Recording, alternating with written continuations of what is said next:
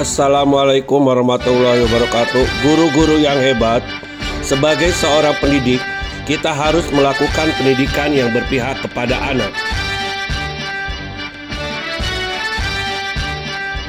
Dalam melaksanakan pendidikan, guru harus menuntun segala kodrat yang ada pada anak dan tulus hati, memberi pelayanan pada anak kapan yang kita perbuat seluruhnya untuk anak.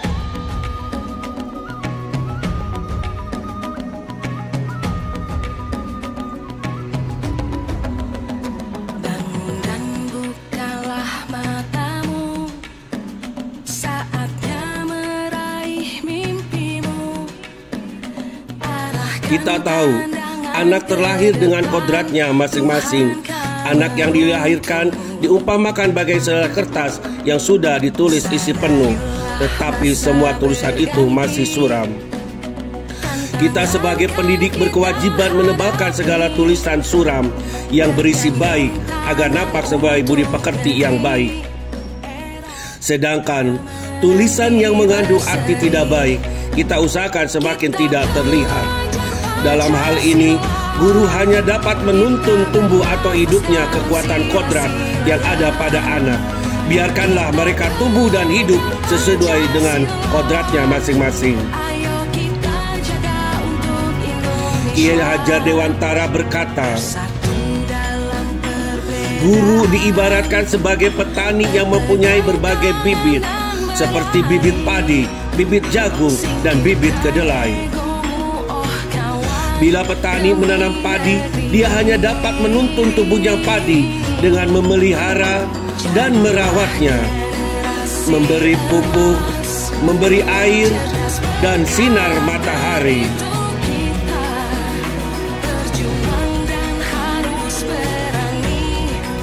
Hingga tumbuhlah menjadi padi yang baik. Petani tidak dapat mengharapkan padi yang ditanam menjadi jagung.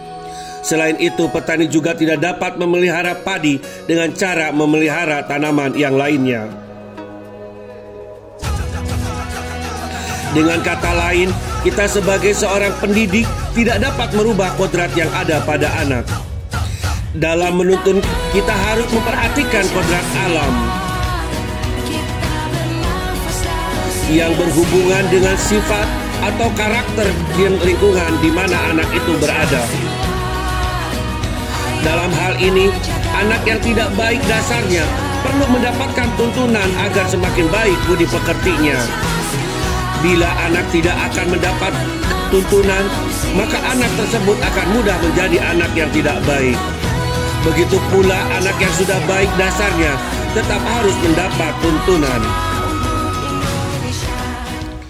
agar dapat terlepas dari pengaruh yang tidak baik, baik dari lingkungan keluarga maupun lingkungan masyarakat. Selain memperhatikan kodrat alam, guru juga harus memperhatikan kodrat zaman.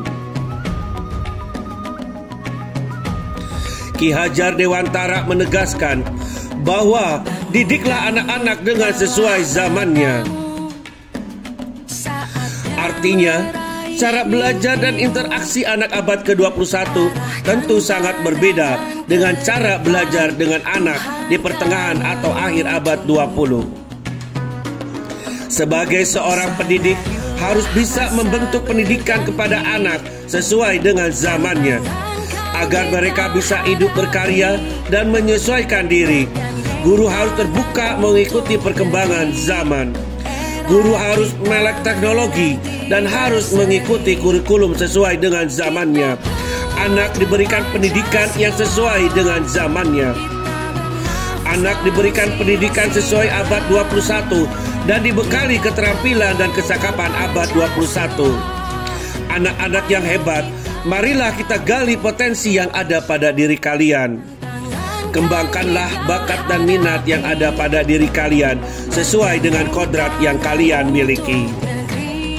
Kembangkanlah ide kalian, berpikirlah kreatif, inovatif dalam belajar sesuai dengan karakteristik yang kalian miliki, hingga kalian bisa mendapatkan kemerdekaan dalam belajar.